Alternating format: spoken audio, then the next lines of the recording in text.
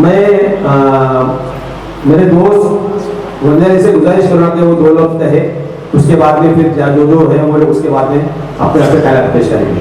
धन्यवाद बन जाए।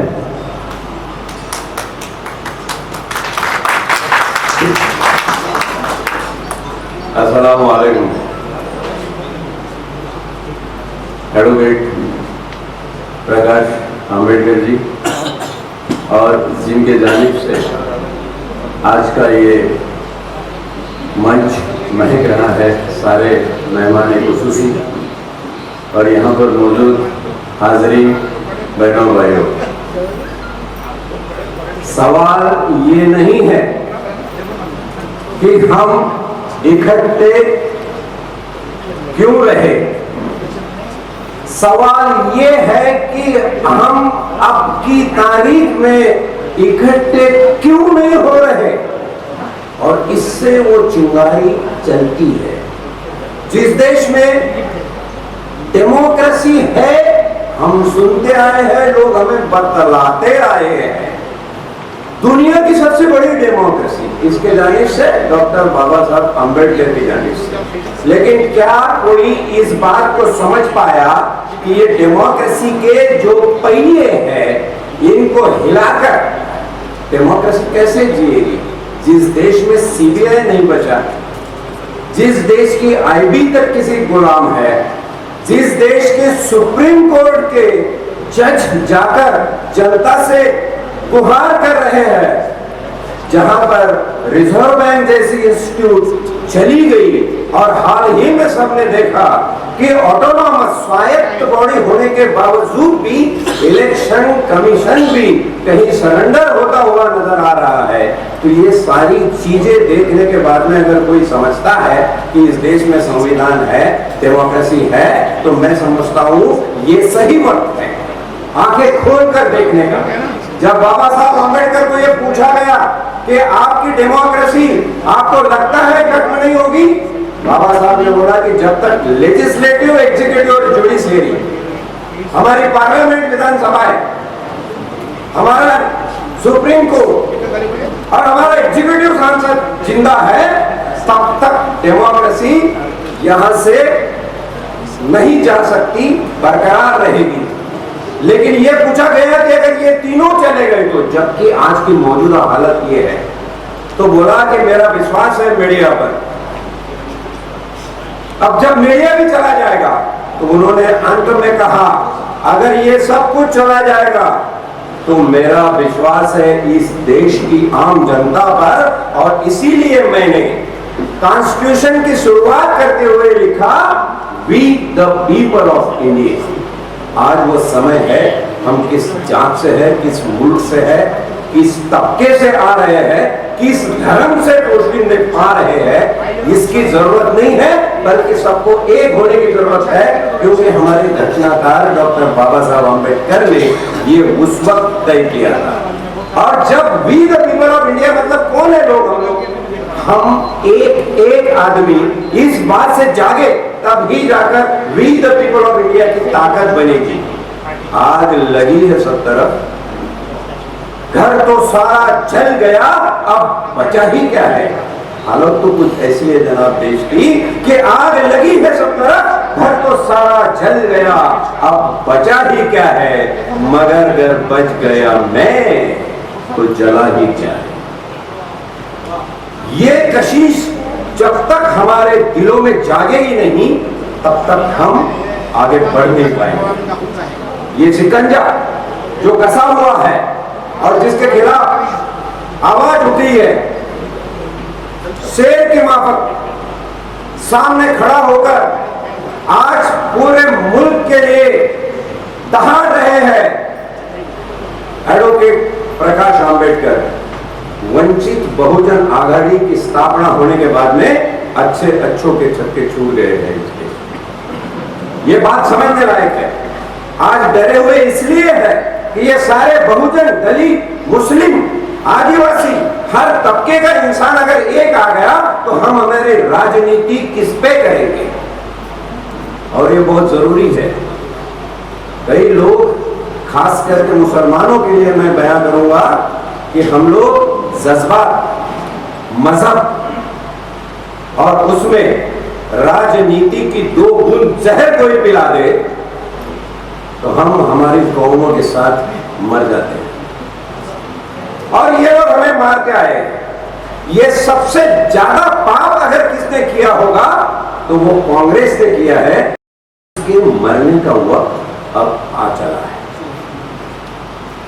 जब प्रतिगामी शक्ति ये कहती है कि पीवी नरसिम्हा राव हमारा पहला पंतप्रधान था, तब दिल में आग उभरनी चाहिए कि बाबरी क्यों गिरी और इस देश में हिंदू मुस्लिम का पोलराइजेशन कब हुआ, इसलिए किया गया।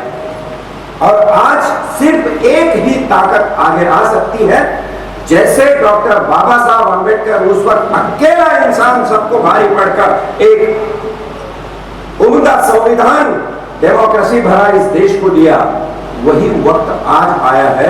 और इसीलिए बागडोर संभाली है उनके पोते एडवोकेट प्रकाश अंबेडकर ने, तब जाकर ये नया सवेरा, नए सवेरे की कुछ झलक नजर आ रही है। ये अब तक होना चाहिए था, ये क्यों नहीं हो रहा, ये बड़ा सवाल है। और मैं समझता हूं हर एक को अपने दिलों में झांक कर देखने का ये वक्त है। अगर इस वक्त हम चुप गए तो शायद ये वक्त हमें दोबारा न मिले, इलेक्शन भी दोबारा न हो, कोई गारंटी नहीं है। जबकि साक्षी महाराज जैसे लोग कह रहे हैं और बड़े बड़े नेता कह रहे हैं कि 2047 तक हम सत्ता में रहेंगे। इसके पीछे क्या कॉन्स्पिरेसी है, ये जिस दिन तुम्हारे जहन में समझ आएगी उस दिन तुम्हें अपने होने का मकसद समझ में आएगा। वरना यहाँ पर कितने नस्लें आई और कितने नस्लें चली गई। रोते हुए आना और रोते हुए जाना, ये सबसे बड़ी इंसानियत की मक्कारी है और हम यही सजा भुगत रहे हैं। रोने के सिवा हम और कुछ नहीं करते। अरे यार तुझे रोने का सलीका भी नहीं, 2 लाइनें बोल के मेरी तकरीर खत्म कर दो। अरे यार तुझे रोने का सलीका भी, ये सारी शिद्दत जो मुझे मिली है उर्दू की, मैंने उर्दू में मेरी पोइट्री लिखी है, जनाब जावेद अख्तर साहब ने उसको प्रिफेस अता फरमाया। पहली पोस्टिंग डोंगरी, मेरे 35 साल जिंदगी के उसमें 25 साल नौकरी मेरी मुस्लिम इलाके में हुई है। जैसे हमारा police station, Nagpada police station, Dongri police station. और ये इतना पक्का मजबूत है ये शमशेर खान पठान, किस मिट्टी का बना है पता नहीं। जब मैंने पीटीसी में पुलिस ट्रेनिंग में गया, जिस बाकड़े पर बैठा मेरे बाजू में आके बैठा, हम लोग बाकड़ा पड़ोसी रहे। फिर जहां मैंने क्वार्टर ली तो बाजू में इसने क्वार्टर मिली, क्वार्टर पड़ोसी हो गए। अब जब समाज सेवा में गया तो ये भी उतर आया। अब मैं डॉक्टर अपने एडवोकेट प्रकाश अंबेडकर के जानिब से पॉलिटिक्स में चला गया तो वहां भी हमारा पड़ोसी होना मालिक ने लिख के रखा है। अब उसको कौन डालेगा भैया, उसको कौन डालेगा? पानी की मोहब्बत जबान और उर्दू का लहजा जिस कौम ने मुझे दिया है, मैं बहुजन हिंदू समाज से भले ही ताल्लुक रखता हूँ, लेकिन तुम्हारे सामने ये राज खोलने में मुझे कुछ गैर नहीं लगता। एक इंटेलिजेंस ऑपरेशन में पुलिस की वर्दी के अंदर काम करते हुए मुझे मेरी सुनता करवानी पड़ी, मुसलमान बनना पड़ा और इंशाअल्लाह नमाज और कुरान की आयतें भी मुझे याद करनी पड़ी। अल्लाह सल्लल्लाहु अलैहि वसल्लम, ये सब करना पड़ा। इसलिए मैं तुम्हारी कौम का सबसे ज्यादा शुक्रगुजार हूँ। ये 2 लाइनें मेरे शेर की सुनाकर तकरीर को खत्म करूंगा कि अरे यार तुझे रोने का सलीका भी नहीं, तू जानता ही नहीं अश्क होते हैं बहने के लिए या बहाने के लिए। रोना उसी को शोभा देता है, या तो आंसू से अश्क वही निकाले जो एक कतरे की कीमत अश्क की जानता हो। कतरे की कीमत पता नहीं है, आंसू होकर बहाए जा रहा है, इसलिए की कुदरत है, आंसू बहते हैं। तू है जिंदगी को। और लोग आज के जमाने में क्या कहते हैं, मैंने मेरी जो एक क्लिप है बड़ी फेमस है, फेसबुक और व्हाट्सएप पे 70 चल रही, पूरी इंडिया में फैल गई है। ऑल इंडिया मुस्लिम मराठी साहित्य सम्मेलन में मुझे गेस्ट बोलकर बुलाया गया था। वहां मैंने जो भाषण किया था तब बोला कि हम लोग किस चीज के शिकार हुए जा रहे हैं।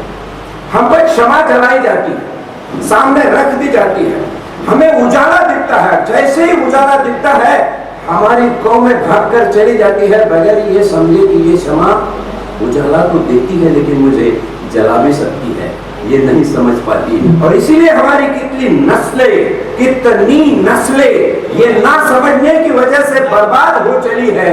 पॉलिटिक्स वाले हमारी बात मजहब और जज्बातों को मिलाकर जो जहर हमें पिला रहे हैं, जो जहर नसों में भरा हुआ है। इस वक्त की लोकसभा के इलेक्शन में जिस तरीके से फतवे निकले हुए हैं, भाई ये फतवे निकालकर आप क्या कर रहे हो? कांग्रेस को वोटिंग करा रहे हो, अशोक राव चौहान जी को वोटिंग करा रहे हो। जरा कोई जाके तो पूछे उनकी हालत क्या है। जो पीवी नरसिंह राव का जिक्र मैंने किया, उनके आला दोस्त थे शंकरराव चौहान, उनका बेटा है। मैं पुलिस वाला हूँ, इंटेलिजेंस डिपार्टमेंट में काम कर चुका हूँ। मैं तो मानता ही नहीं कि ये लोग बगैर आरएसएस वाले हैं। यही लोग आरएसएस वाले हैं, इन्होंने ही कांग्रेस को संभाल के दबोच कर रखा हुआ है। इसके लिए अब समय आन पड़ा है, कांग्रेस को मरना होगा, इस मुल्क से जाना होगा। लेकिन सवाल यह है कि उनकी जगह नया कौन आएगा? नया वही आएगा जो मेरे इस शेर का मतलब समझे, और न समझे तो मैं खुदावंद परवरदिगार से दुआ अता फरमाऊंगा कि ये मेरी कौम, ये मेरा देश, ये मेरी आवाम सबको वो अक्ल दे, वो शक्ल दे। जिस दिन ये हमारे ऊपर लदे हुए बरसों से हमारी कौम को खत्म करने वाले कॉन्स्पिरेसी को समझ सके। अरे यार तुझे रोने का सलीका भी नहीं, अरे यार तुझे रोने का सलीका भी नहीं, तू जानता ही नहीं अश्क होते हैं बहने के लिए या बहाने के लिए, और कितने परवाने यहाँ जल गए राज ये पाने के लिए कि होती है क्षमा जलने के लिए या जलाने के लिए। अल्हम्दुलिल्लाह, थैंक यू वेरी मच।